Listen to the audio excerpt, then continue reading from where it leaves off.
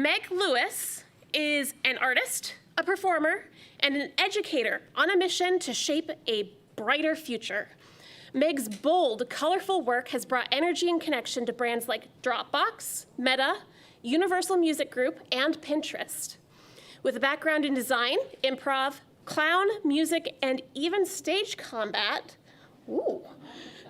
Meg creates playful, high-energy performances that get audiences laughing, thinking, and seeing new possibilities for how we can work and create. Let's welcome Meg Lewis.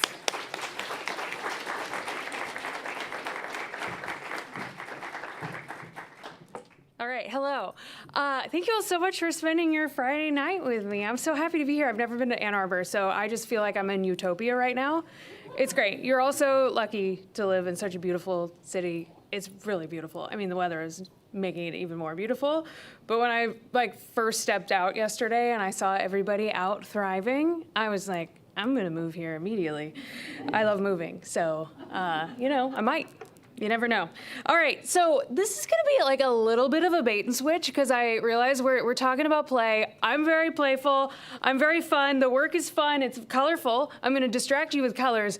It's gonna be a little bit gloomy for about the first half. So just in case you're getting sad, it will end on a high note and you'll be so distracted by colors and my energy that you won't even know what's happening. All right, that's my kind of mission in this world, is to really make impact and transform people's lives and their careers and help them to do the hardest work that every adult and human being can possibly do in their lives without them even realizing it because they're having so much fun. And I'm distracting them with color, which helps a lot too. But as Journey mentioned, I am so many different things. I'm a designer, a performer, an educator. I'm so much more than just that. We're all so many different things, right? And what I do, and the way that I try to communicate what I do all together at once, is say that I like to shape a brighter future. And that is so true. But I have a career that like nobody else could possibly have. It's designed just for me, and I love it that way.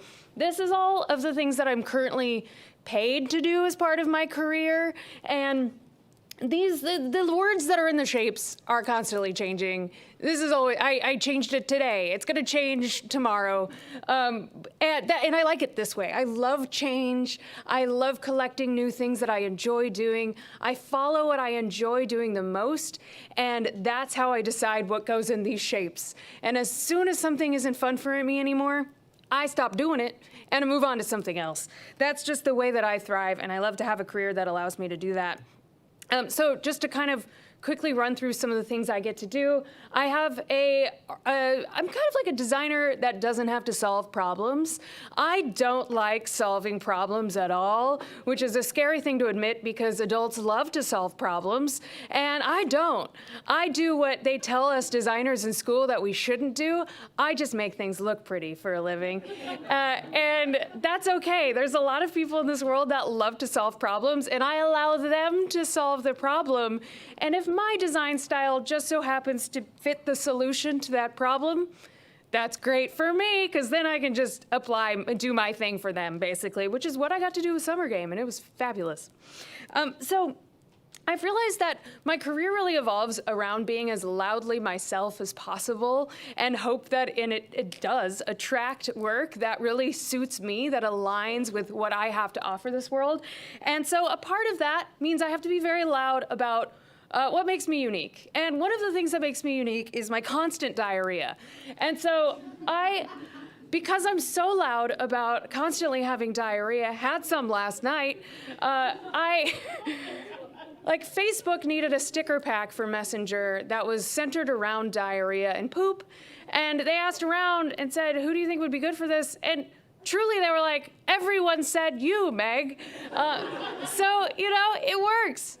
The louder I am about what makes me who I am, the more I get that's aligned with that. I also just get to make weird stuff all the time. I get to work on a lot of events around a lot of different cities, like I did here on the summer game, creating characters that are very weird. And that's so much fun for me to see. I get to do things that I want to do. Like if I put out to the world that I really want to design a rug collection and I tell as many people as possible as I can, eventually somebody might come along and allow me to design a rug collection. I get to work on a lot of things that just feel like a school project because somebody is just like, do whatever you want. And it's the best. I love being an artist that way, right? So I get to apply my brain and what I have to offer the world in so many different applications. I get to hand paint things, even though I'm terrible at hand painting. I truly cannot get my hand to go where my brain wants it to go. It takes me a really long time. So if it looks like I know what I'm doing, I really don't, but who does? As you know already, I'm a trained clown performer. And I'm very loud about that as well. And so similarly, when a clown museum is opening in California, it actually is really cool. It's like between Vegas and LA in the desert. And so they asked, who should we hire for a designer? And again, everyone said me, because I am the only person to do that. But really, I just get to make the world more playful and more fun and more filled with humanity, joy, curiosity, and play as much as possible. And I'm lucky to have large corporations even allow me to do that for them, which I think is hugely impactful for the world. I get to design lots of textiles and clothing too, which I really, really love. And as you know, I'm also a performer at heart. It is my favorite thing to do. I loved performing when I was a kid. I went to comedy classes, improv school. I was an actor when I was a kid. I just loved performing because it was the only time in my life where I felt like I was just going for it 100%. And that adrenaline and the feeling, I was a very shy kid, but whenever I would get on stage, I would transform into my most me self. And it felt so freeing and so amazing. And so I love performing because it still allows me to do this to this day. And so because I have this mix of different skills that I can offer the world of being a creative, being a designer, being a performer, being a comedian, I get a lot of jobs that allow me to mix all of those things together and do something for the world that other people couldn't. So a lot of times I get to create educational content for brands. I get to go on stage for companies. I get to create videos and be the on-camera talent that needs somebody who's an artist but also a performer. There's not that many of us. So being able to do that allows me to have more opportunities that are so aligned with everything that I can offer the world. And something that I've learned, we'll get more into this later, that I absolutely hate doing is making content for brands. Yeah, you know how we all feel like we need to do that now? It's a thing. As a creative person that always is trying to fight to survive, to pay my bills, a lot of times Chromebook will come and be like, Meg, we really need you to pretend to love Chromebook. And I'm like, okay. I'll do it. And so, I'm on camera going, yeah, try the Chromebook. You'll love it. It's perfect for my design process. It's not. So I'm saying this out loud intentionally because I will not be doing another project like this because it does not align with my values. I will no longer sell products that I don't believe in. Why would I? But this is an example of how you can take your unique personality and layer it over client work in so many different ways. Again, there were a lot of shapes with words in them that I do for my career. Let's move on, because there's more. I also draw letters. I really don't know how to do that either, but I needed my own fonts for my own things that I design, and so I made myself my fonts, because I was constantly drawing the same letters for all of my work. And so I decided to just turn the letters into a font so I could use them over and over again. And then I was like, I might as well give them to the public. And so I did. I don't know what I'm doing. They're definitely not made well. I priced them very low to reflect the quality. And one of the things I love about letters is how bad they can look and how unreadable they can be. And so I really lean into that because I'm not a perfectionist by nature. So there are a lot of type designers out there that are, most of them are. And so I'm happy to give you a terrible font for just a little bit of money in return. I don't care about kerning. I don't care if it looks good. You probably can't read them from far away very well because the little holes in the A's are sometimes too small. But that's why I love them. Am I selling them very well? I'm very bad at marketing. Okay, there's so much more. There's a lot that I've done that I also am not telling you. I have a comedy meditation podcast. I used to own a co-working space. I used to have an agency. I used to have a tech startup. Don't do that. But I don't do those anymore. So I'm talking about what I do, which is I have a newsletter where I talk about a lot of the things we're going to talk about today. I have a career strategy program that I'm currently running called Full-Time You, and I also help other creative people find their personal style. But what I love doing the most, this is truly my most energizing ability, is I really love to help adults, socialized adults, the boringest of boring adults that feel lost and miserable. I love helping them to ungrow up and unlearn all of the adult socialization that we've all learned, that we're all kind of falling into. I'm so glad there are kids here because you'll be helpful in a bit. You'll be like, yeah, I know, Meg. So I really love helping adults to do all of that and then help them to figure out how they can better arrange their lifestyle and their career to allow them to actually just get paid to be themselves so they don't have to be weighed down by all the things that we're always weighed down by as adults, because most adults are like truly, totally lost. I work with a lot of people that are like at the tippy top of whatever ladder, CEO at whatever large company. They're the most lost. Those people don't know what they're miserable. Most adults are miserable. It's terrible out there. So, and we're all like following the rules and like climbing the ladder. Why? We get there and then we're like, oh no. So, yeah. And oops, why'd I do that? Is usually what people are saying to me that I work with. And so I have to help them start over and like figure out that they actually want to work at the library full time, you know? So, yeah. So most adults, truly, they have the hardest time understanding who they actually are versus who they've been told they should be. And most adults have the hardest time figuring out what they actually want versus what they've been told they should want. And so that's the work that I help people to do, and that's what I love doing the most. So what I like to do is help people to remember who they were before the world told them that they were wrong and they should be somebody else instead, right?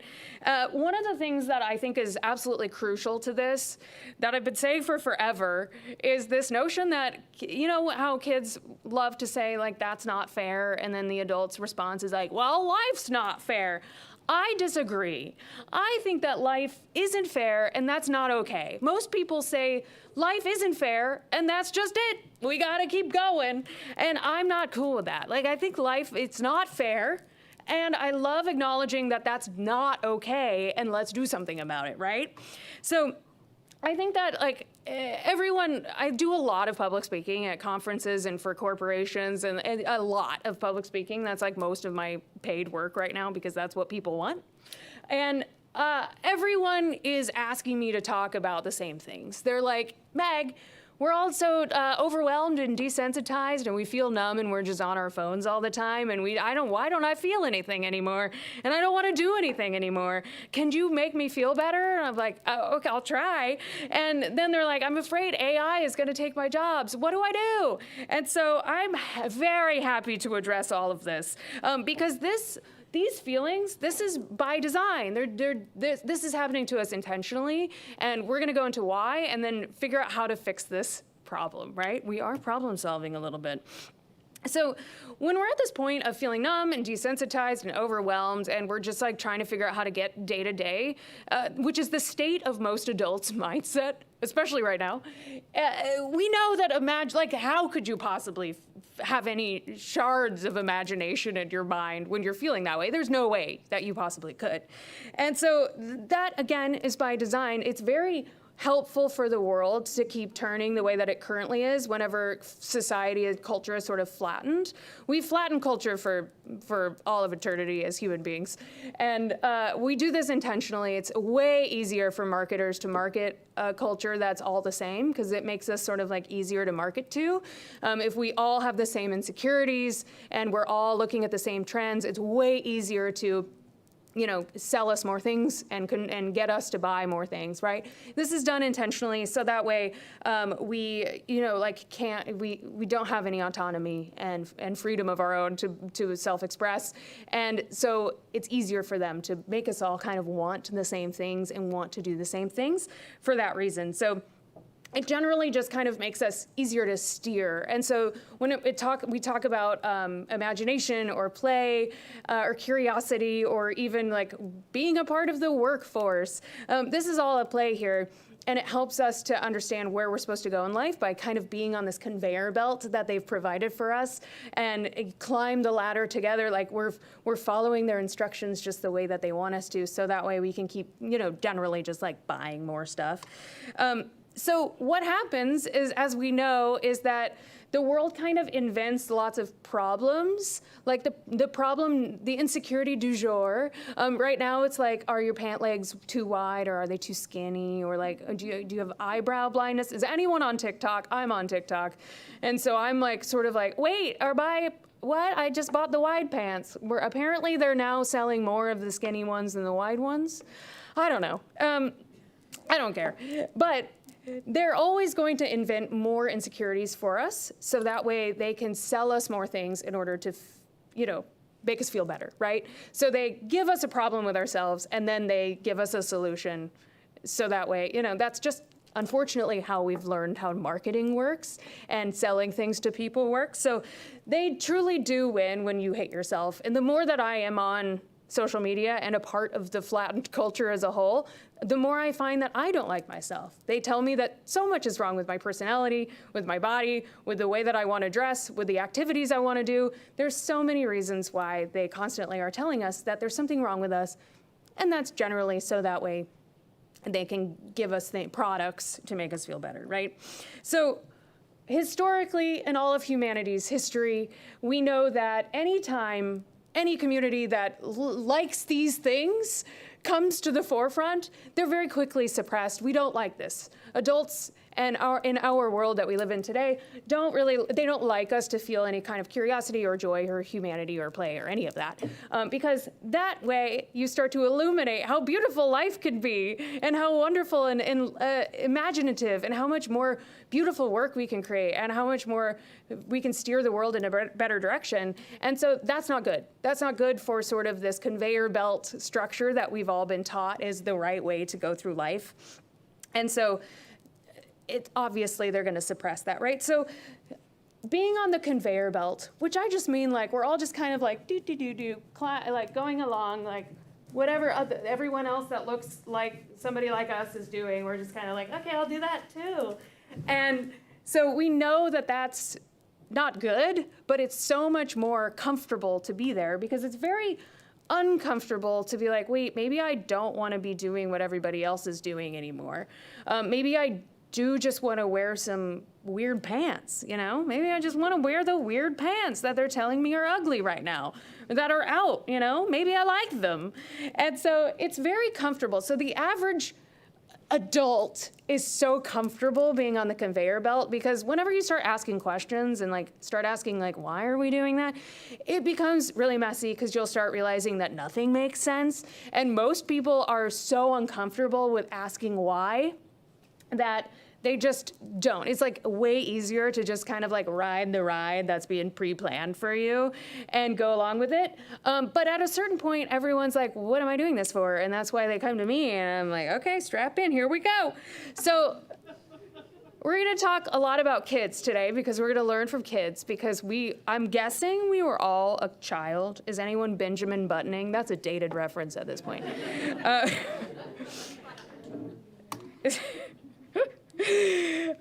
So it's not all that comfortable being on the conveyor belt, really. I mean, most of us are not happy. Is anyone that happy? Come on. But I want to talk back to kids because the adults when I was a kid, I very early on in my life, realized that the adults didn't know what they were doing. I'm so grateful that I had this epiphany when I was a child. I was like, what? I remember just constantly hearing, kids are great at asking why, which I love. And so I was a why kid for sure. And I remember just hearing about the concept of war for the first time. I was like, why? Why? We're killing people? Why? And the adults were sort of like, well, the good guys and the bad guys. And I was like, why are they bad guys? Why are they good guys? I was like, and then the adults eventually couldn't answer my whys. And I realized that they didn't know what was going on. And so luckily I developed this attitude of like, okay, I don't know if I buy what they're doing here, the adults. And I had this like belief as a child that I was like, just wait until I get older. I'm going to fix it.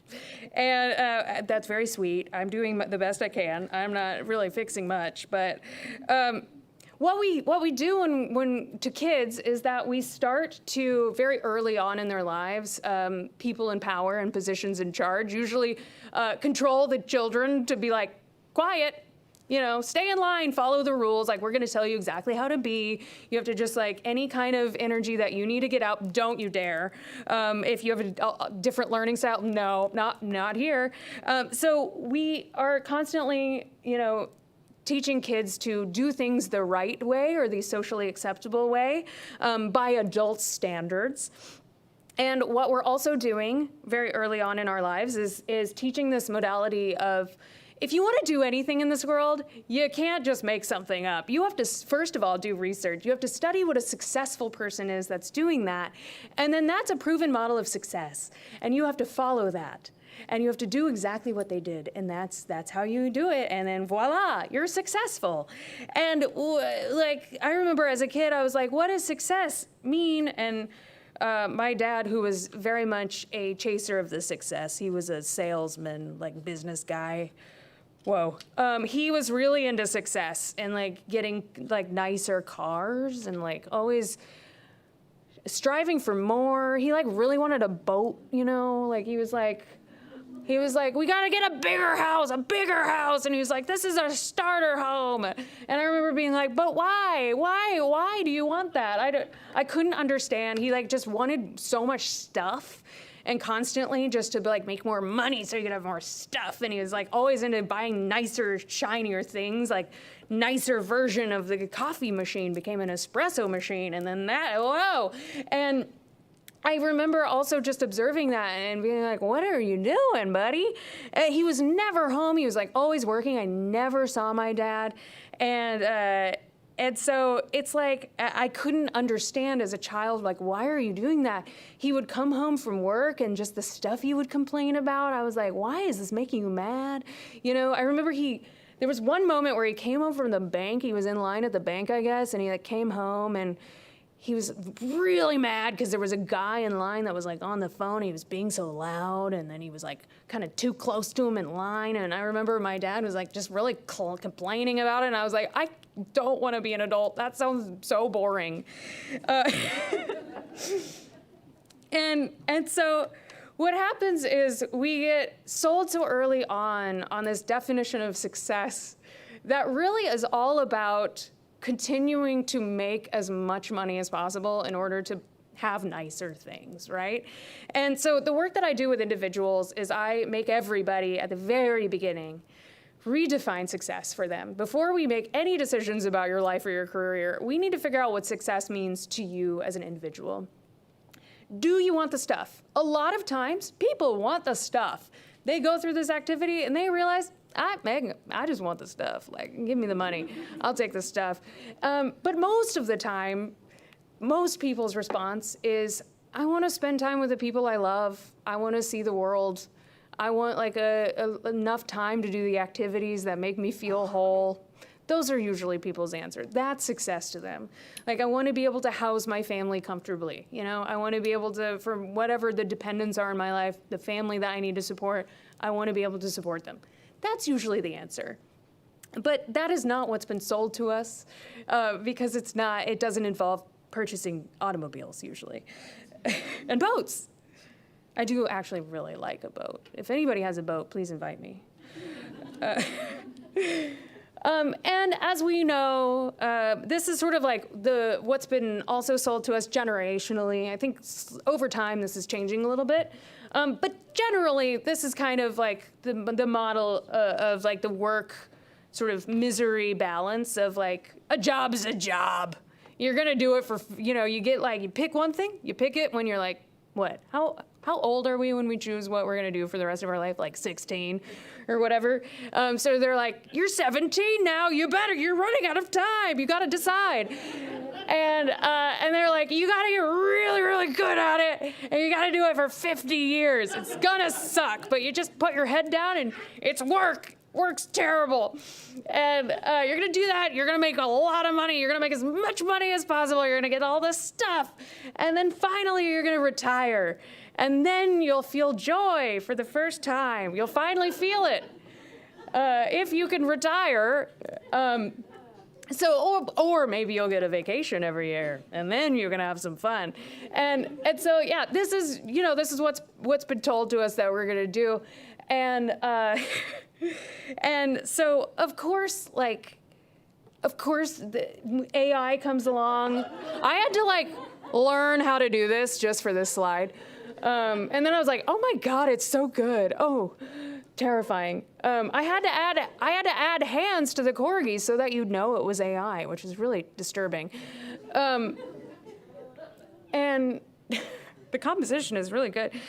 So no wonder people are scared of AI stealing their job. Like if you decided when you were a teenager and then you were like put that much pressure on yourself to get really good at it, be the best you can be at it, and do that forever until you could ultimately retire and you have like everything planned out already, of course you're gonna be so fearful of something taking that away from you if that's your only plan so far. So, again, I'm doing a bait and switch. It's very gloomy. We're getting there, don't worry.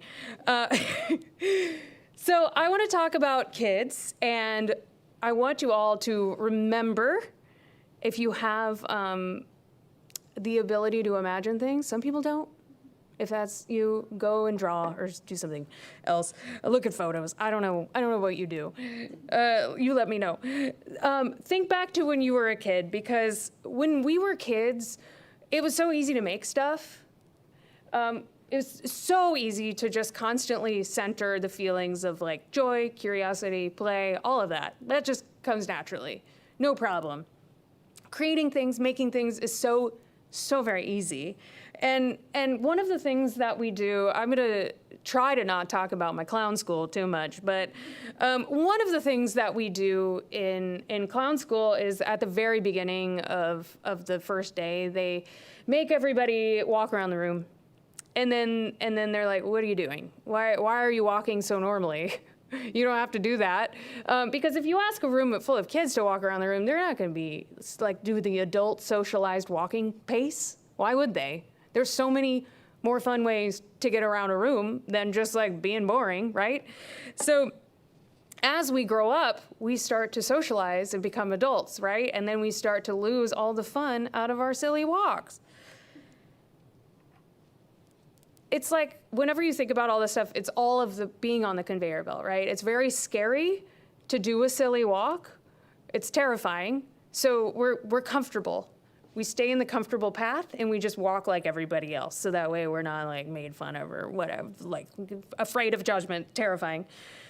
We know that kids can create very easily without barriers. I used to teach college classes, and even the college students were like, Meg, we need more rules. I don't know what to do. I don't know what you want from me. And I was like, I just wanted you to have fun. And so adults really need guidelines. You have to give adults guidelines. You can't just say like, here's some crayons, have fun. They would never, no, they would never.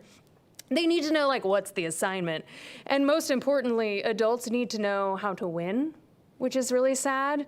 Like adults have to win. So they're like, but how do I win at this? So they like can't just color. They have to figure out like, what is your metrics for winning and how do I succeed here? And that's so sad. Kids are obviously very comfortable being silly and nonsensical. No problem. Silly faces? Yeah. Goofy time? Yeah, no problem. Adults have developed a new term called cringe behavior anytime someone's a little bit silly. And the cringe culture is getting a little bit of a problem because if anytime you want to be a little bit yourself or a little bit weird, don't do that. That's cringy. And we know that this is a problem because it's creating a environment of perfectionism, of like curated behavior all the time, which is not good. That's not how you grow. That's not how you make the world a better place. Kids obviously don't need to be perfect. They're so used to making art and never seeing it again. Adults, as a creative person, this is very hard for me still. I have to, I will never make something unless I know it's gonna be a slam dunk. You know, like I have to, I won't even try anything if I'm like, I think that's gonna look bad. It's so hard as an adult to just make something and not worry about what's gonna, like what the outcome will be, or if it's gonna look good or something like that, right? We have such a hard time just making stuff to make it. And unfortunately, whenever you get in that state, that's where your best ideas come from. Oh no. So do you remember when you were a kid loving something like really hard, like your stuffed animal or like your caregiver or like whatever, pop star, who, I don't know. Do you remember that feeling of like just holding something in your hands and just loving it so much? I haven't felt that way in years. It's so hard for adults to feel emotions that intensely. It's hard for us to be that big of babies because we constantly are protecting ourselves from feeling that intensely. And that's also really holding ourselves back and hindering our creative process and our ability to let go fully. So going into, I'm gonna talk a little bit about my history and kind of how the life got drained out of me, and then it's gonna finally turn positive, okay? So this is what I looked like when I was a kid. I had parents that allowed me to dress myself and cut my own hair, which was pretty sick. And so that was great. I loved that. I was thriving. I was the most myself I've ever been in my life. Like, I was so creatively free. I was questioning everything. I was asking why are we wearing the same shoes? Like the same two shoes? I didn't get the answer didn't make any sense to me, so I wore 2 different shoes, 2 different socks. Loved to layer, because then you can just do more, you know? I would just hack away at my hair all the time. Oh, I had an idea, something would be silly looking, great. And it was the best. I loved life. I loved living. Everything was a playground for me. Everything was full of creativity and play and curiosity. And then, you know, the adults came and told me that I need to not be horsing around anymore. I gotta look at what are the popular kids doing? What are the successful adults doing? You gotta do that, Meg, or else you'll get made fun of. And I did, as you could imagine, big time. And so I started to do this because this was safer and more comfortable for me, right? And so as I went to school to become a graphic designer. And then I was like, the college instructors were like, well, you can't just do whatever you want. You gotta study somebody else first and do what they're doing and follow in their footsteps. So I was like, okay, and all of the designers were all the same. They were all the same. They were all doing the same trendy work, and they all looked the same. They were all acting the same. They all had the same hobbies and interests. So I was like, I guess those are mine too now. And so I pretended to care about kerning, which you know I don't care about. I was like, I never took a graphic design history class or anything, but I knew there was a guy named David Carson. I still don't know who that man is, but I was like, I love him because everyone else loved him, and so I was like, yeah, love that guy, big time. Cool designs, and so I would pretend, you know, like the other designers loved coffee and beer and collecting vinyl records, like whatever, and so I was like dressing like them, acting like them. I just picked up on what they were doing, like the social cues. I was like, that's who I am now. I need to assimilate in order to succeed. And so that's what I did. This is what my Instagram account looked like at the time. It was during that time where people were like really into nothing, you know? There was a time there where nothing was the best. And so I was like, I'll do nothing too, I guess. And I had a closet full of colorful stuff that I loved, that I had kept since I was a kid, that I'd collected over time. And I put it in the closet, and I was like, I just like looking at it when no one's around. So sad. And then, so I was like climbing the ladder, whatever. I was really doing it, you know? And then I bought a house. I was like, a house is the next step. Got a house. This is how I decorated it. This is only sad because you know me now, right? Okay. Like, this is someone's style, and that's fine. But you know me. You know me. You know that's not me. I literally bought driftwood, okay? Like, I went out and I bought decorative driftwood. That's not me. Nothing about me says driftwood, right? Bought the house, filled it with whatever West Elm was selling. Very brown, lots of brown. And still kept moving around all my things I loved, right? I loved them. I would look at them and just store them back away. And this is my headshot. This is the picture I took, professional headshot. Where's the life? There, I don't see any. Absolutely no joy or play present in this photo. And under the surface, I had like all of these like secret desires that I would never tell anybody about. That were all like who I was all along, right? It was like, all I want to do is like be a clown. I just wanted to go to clown school. I wanted to take gymnastics classes again. I wanted to dress in loud clothes, but I was afraid of attention. And I wanted so badly to be a different person. And I was so confused on who I was versus who I was told I should be that I thought I wanted to be a different person. But I was actually that person all along. I was just sort of masking and parading myself around as somebody else. And what ended up happening was I couldn't take it anymore. I hated myself so much. I was so sad. I was so drained of all life, of all hope. And I just eventually hit a point where I like couldn't do it anymore, and I enrolled in a clown class. I think sometimes you gotta just get to the point where you're ready, you know? Like, I just wasn't ready, and one day I was like, I had the impulse, so I did it, and I enrolled. And on the very first day of clown class, they did this thing that is everyone's worst nightmare, and if I knew this about it, I would not have signed up. There was only 6 of us in the class, so it's a small group. They made everybody go one at a time. For 30 minutes, you had to stand in front of the group and be funny without speaking for 30 minutes. With no training whatsoever. Like, you don't have training. You're in the clown intro level 101 class. And they're like, okay, you have 30 minutes. Be funny. I mean, are you nervous? I'm nervous just thinking back to that version of myself. And so you get up there, and it's this, every person, it's the same story for every single person, and this is proving a point on purpose, is that every person begins by doing what they were taught. They're like, what's classically funny? I'll just do that. So they run through in their head of what are all the famous gags, you know, I'll trip and fall, like whatever. And it doesn't get laughs. It's not funny. Like you're like panicked and like stiff, you know, and like just falling for some reason. And so it's not translated, it's not funny. And all of a sudden you're like out of ideas, and it's been 4 minutes, and so then what happens is you start to get desperate, and you start to look desperate and fear and panicked. And whenever you start to show the like real human emotion and the vulnerability of looking panicked and desperate, what happens in the audience, for the audience, is that if you're sitting in the audience, you start to feel bad for them. You start to feel like you want them to win. Like you're like, oh, sweetheart, this looks bad. I feel for you.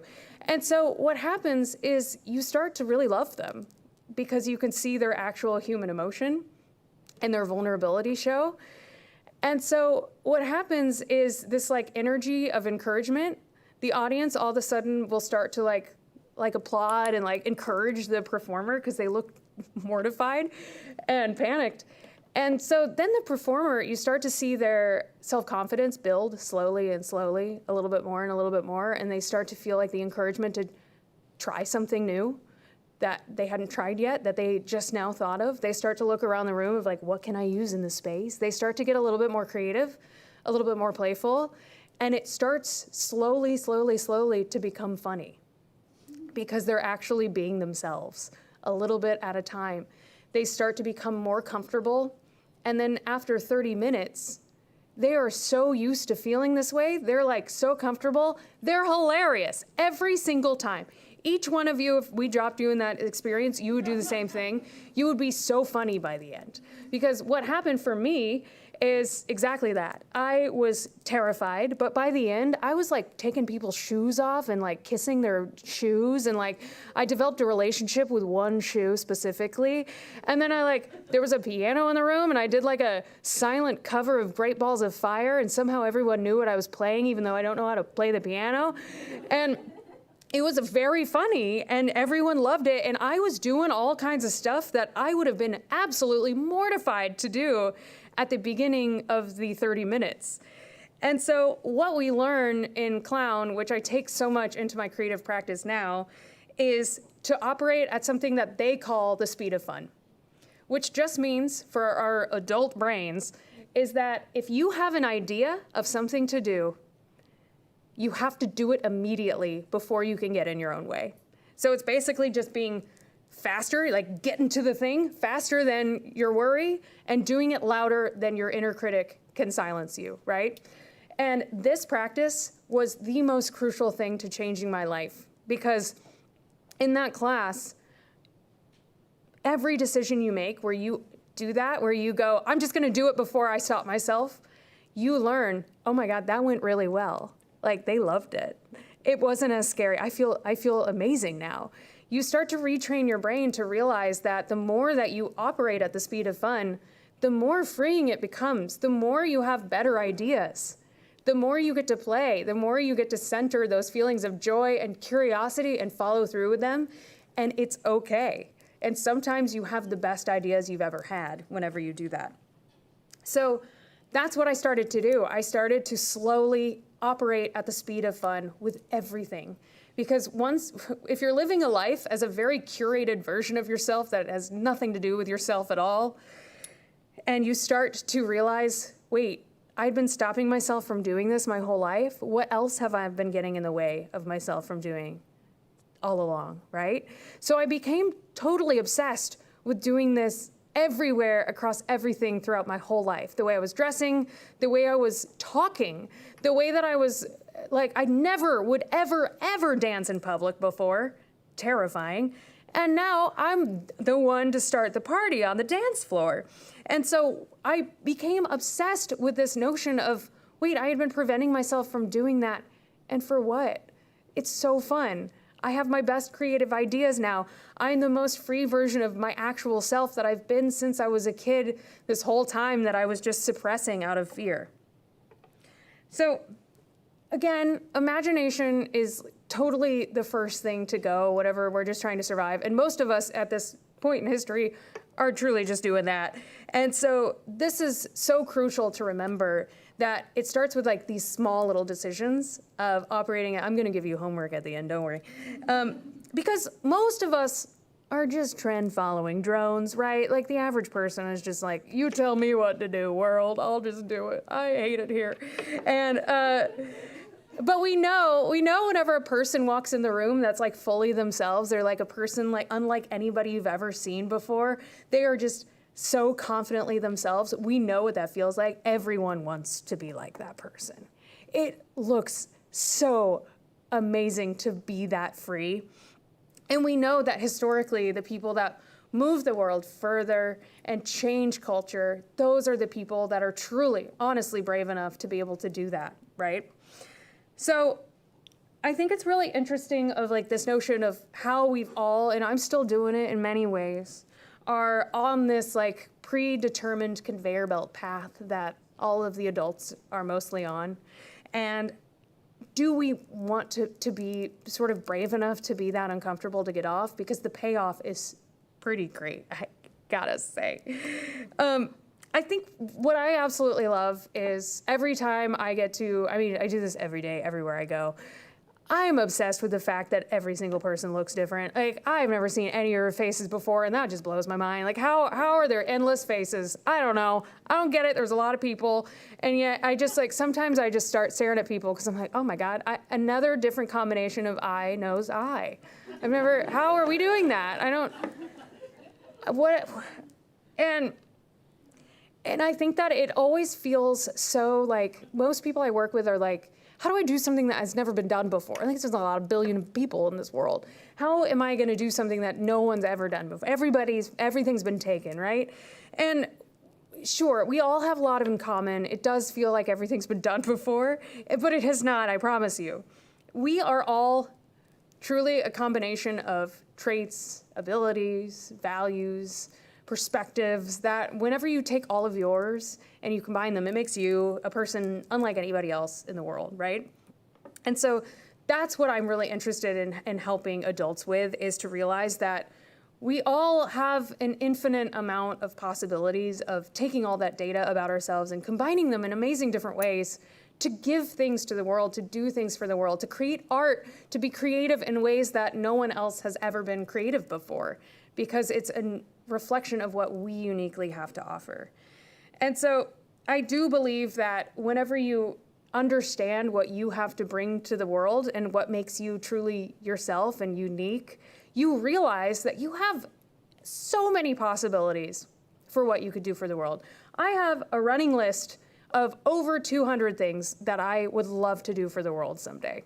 Of like things, they could either be income generating or not, it doesn't matter. Things that I'm excited to do someday. And I think you can see that in that first image I showed you with all the shapes, with all the things I do for that people pay me for. That's why it changes so often, because I got a long list of things to do. So if one of them doesn't work out, or it's not as fun for me anymore, or it doesn't go how I thought it would, or it's like just not paying, I don't like it, great, that's great news. It means I can move on to one of the other things, and I love that. Adults are so into the idea of success, and that's fueled because they're so afraid of failure. And yeah, if you have the anticipation of having one career, one path for the rest of your life, yeah, it's gonna be pretty fearful if you're worried about something taking that away, or something getting in the way, or failing, right? Because you only have one predetermined path for yourself, and you only have one idea of what's possible for you. Very difficult, because we have so much capability. I think that this is it. Like, yeah, AI will replace a lot of roles. It's like a runaway freight train that none of us are in charge of, so it's like we can't do much. And it's understandable to be fearful if you only think of yourself as a role, right? But you have so much more to offer. You have so much to give the world, and you are so complex and multifaceted that there's so much that you can do to make the world a better place. And you're not just a role, right? I love helping people to understand that it's not just about like failing and having to choose a plan B. Oh, there's so many, you got a lot that you can do, and it's all very exciting. And there's not only a plan B, but there's all the way to Z and far beyond that everybody has to give the world. So I think in order to answer the question of like, well, what do I do with all of this? For those of you who are still in the workforce or have any interest in having a career, I hope you don't have to. Wouldn't that be nice? I mean, if AI just becomes us, then maybe we could all just hang out. I don't know. So what I like to help people with is to ask themselves, who were you when you were a kid? What were you really into? Like, what made you unique when you were a child before the world told you that you should be something else instead?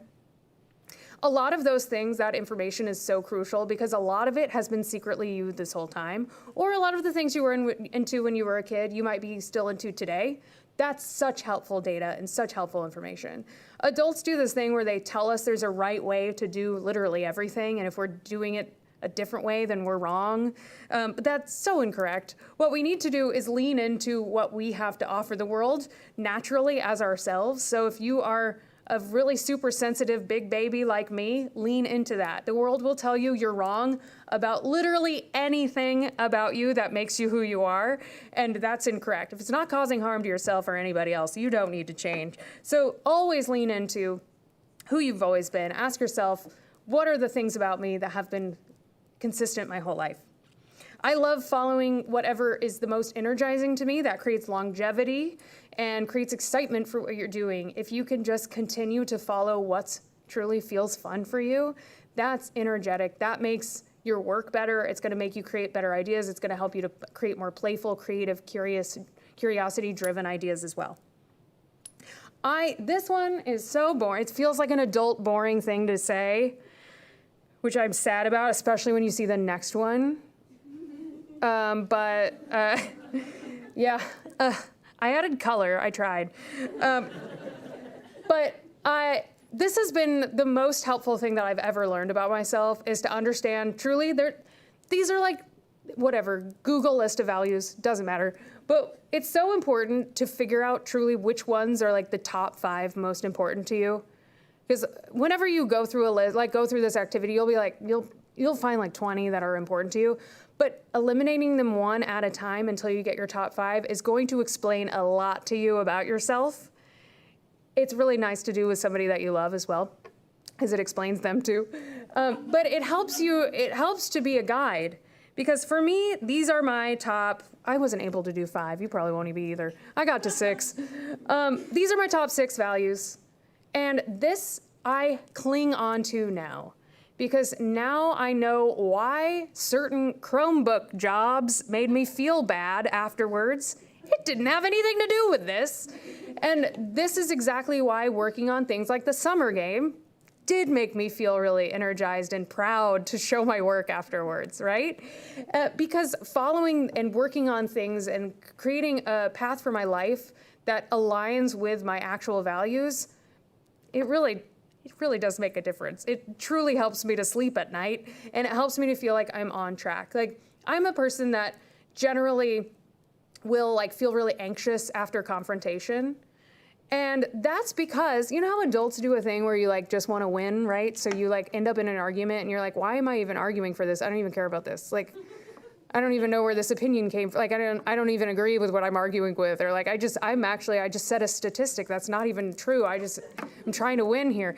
Yeah, adults do that. And so sometimes if I was like arguing with somebody about something that like didn't even align with my values, I feel terrible about it afterwards. And like, that's when things would ruminate and loop in my head, and I'd feel really embarrassed about that thing I said or whatever.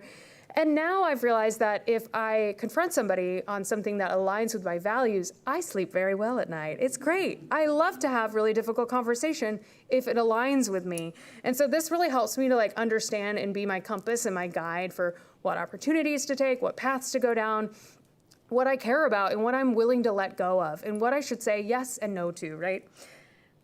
So whenever something feels off, I think it's so important to listen, because that means something. A lot of us are just pretending to be somebody else, right? And it's feeling off. Like, do a lot of us have like little beautiful treasures in their closet the whole time? Probably in some way. We all have that to a certain extent. And so this is a time to always listen to yourself and really go back to who you've always been all along. So what it's all about to me is creating alignment, which just means that beginning to undo, unlearn, and ungrow up and start to recreate your life again to where you can actually be your real personality, do the things that bring you the most energy, and be able to follow your values and do things in alignment with those, right? It really helps to create an actual fulfilling life where you can feel better more often than miserable, which is, they don't want you to feel that way, but we can do it. What I like to do as well is help people to come up with a purpose or a mission for making the world a better place. I think that's a really motivating thing as well. We all have something to give the world that will make it a better place. All of us have some kind of impact that we can create on this world, whether it's in small or really big ways, depending on your skill set, your personality, and your values, right? So we can all do this. And sometimes our purpose can just be simply existing calmly and allowing the world around us to see somebody existing calmly, which is very important to see. Other times it can be something really big and impactful, like working at a public library or educating people, right? So there's always something that we can do that's made just for us that can make the world a better place. Instead of constantly doing that boring adult modality of studying what successful people do and just doing what they do, what I like to do is sometimes I'll be really intrigued by someone that's doing something interesting, and I'll study them, and I'll think like, how does this work for them, and how can I learn from them but apply it to me in my own way? I love asking myself of like, how can I do something but make it me, right? How can I do this thing?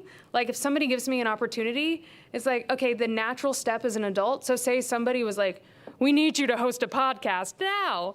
Oh God, nightmare. Everybody's got a podcast. And so you're like, how do I do a podcast that's never been done before? There's always a way to do everything in a way that no one else has done it before by just leaning into what you specifically can do. We all think of ourselves as so many different random things and interests. We're all very interesting people. And the world has taught us to just grab one thing at a time and just do that one perfectly packaged thing and make it perfect and put it out into the world. But whenever you start to combine different parts of yourself, that's when you start to create things that have never been done before, because you're ultimately combining things that have never been put together ever before. Be a kid, ask why. Literally, I do this every single day. Our inner monologues, if you have one, if you're tortured enough to have one like me, that won't shut up, then you know that a lot of times you will have thoughts in your head that aren't even your own. Like, for me, still to this day, sometimes I'll judge someone that I see like walking down the street. I'll just be like, what are they wearing? And then I go, whoa, Meg, hold on. Why did you just think that? Do you even agree with that? And most of the time I don't. I have to ask, why did I just do that? Why did I think that? Do I even agree? And the chances are the answer is no. Usually our initial thoughts are the ones that have been socialized in us, and then we need to further process, and then we can figure out what we actually think, which is terrifying because the majority of people just kind of go with whatever they've been told, right? And that's how we just get a bunch of people barking about pant widths. Come on. So this is the goal here, right? Is to get off the conveyor belt and center these things. This is what creates more fulfilling lives. This is what makes a better world for all of us to live in.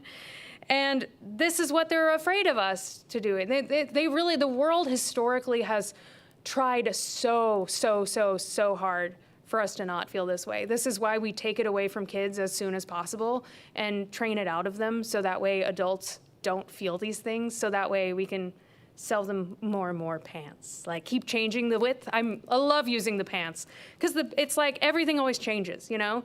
It's like a moving goalpost. They make us feel like we're irrelevant and we need to buy more stuff to feel relevant again, and then we do, and then they've moved it again, and now we have to buy more, and we got rid of the pants, and then, oh, I just had them, oh my God. And so it's so much easier to control us when they have us in the palm of their hand that way. And so the more that we can feel these things and lead with these things, that's the most beautiful thing we can do. So that's truly your main assignment today. But asking why and continuing to keep that practice, it's so crucial, because the older we get, the less we start asking that question. And it's very important to keep questioning everything. But I think what helps me to keep going with this stuff is that you create an example for other people. The more that you can do these things, it creates a space for others to feel like they can do that too, which, you know, we all have that one person in our life that's totally free from all of this, and they're so inspiring. It's so important to be that inspiring person to somebody else. Because whether we believe it or not, or in ourselves, we do truly all in some way have the power to shape culture and to move culture forward into a hopefully more joyous, curiosity-driven, playful, humanity-centered way. And you really, really do have the power to do that. So what I like to do is I just want to help you all figure out how you can do that for as many people as possible. And just keep going through this process, because the kids, they know what they're doing and the adults do not, right? Okay? I'm sorry if this is going to create some problems at home later. Okay, but your main homework before we go, is I want you to start doing something every day at the speed of fun. Some of the, we would do this in clown program. We would have to go home with this homework, and we would come back, and everyone would share what they did. It can be as simple as, well, first of all, falling is fun. It can be as simple as having the impulse to fall safely, always roll, do more of a roll. You have to fall on the fattier areas of your body to protect your neck. But I love falling. If you have the idea to fall safely. One thing I like doing is if you're in an elevator that has people in it, don't get in the elevator, don't turn around. You know how everybody like turns around and faces, just don't do that. Like any idea that you have, like this would be silly, should I? Say yes before you stop yourself, right? Follow the silliness, do the silly things, right? Walk silly just for like a couple feet, you know? Do a little hop, a little skip. I don't know, try it. I love, one of, my clown program was in New York City, and one guy in my class, every week he would do this thing where he would be riding the subway, and as they were approaching a stop, he would go, "This is my stop." And then he wouldn't get off. And it's just like the absolute most endearing thing ever. Like be vulnerable, be weird, be silly. It's like the 30 minutes of comedy. People want to see you win. You're endearing. Everyone is rooting for the weird, heartfelt, curiosity, joy-driven person, right? The more vulnerable we can be in front of other people and human we can be in front of other people, people really want to see us succeed and do well, and they want to root for us. So like, let the world love you, and the more that you can act at the speed of fun, it helps to retrain your brain to remember that it's not so scary, and then all of a sudden you'll just be falling all the time. It's great. There's carpet in here, so I'd recommend it. Is that a liability for the library? I don't know. I just don't hurt yourself, and maybe sign a waiver. I don't know. Okay, thank you. That's it. Thank you so much. Thank you. I went a touch long, so I don't think we have time for questions. Unfortunately not, but thank you so much for coming. Thank you. Wonderful talk. And I hope that you all have a wonderful rest of your evening, falling wherever is safe for you.